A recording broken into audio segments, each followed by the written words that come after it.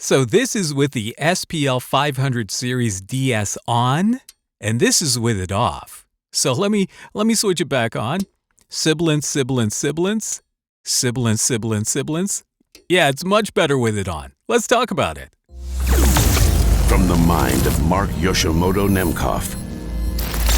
So let's take a real quick first look at the SPL 500 Series DS. I'm going to render a full review later. I just got it yesterday. Thank you to SPL for sending this over. I'm a huge fan of their de-essing technology.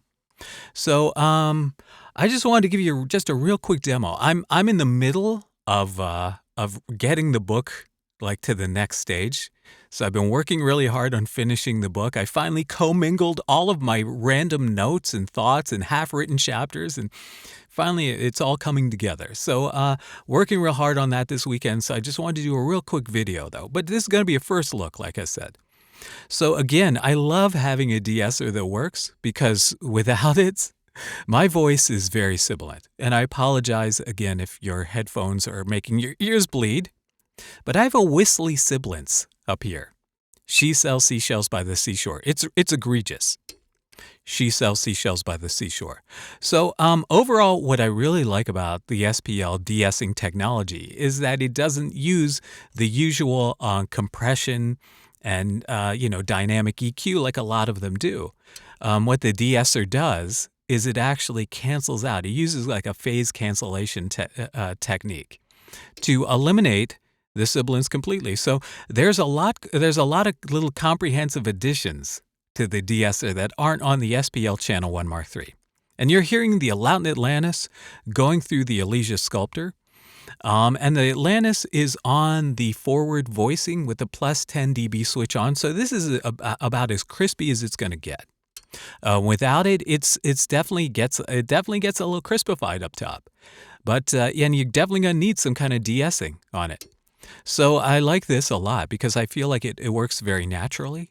But again, I just wanted to give you a real quick first look because I have to get back to finishing the book while the impetus is there to do so.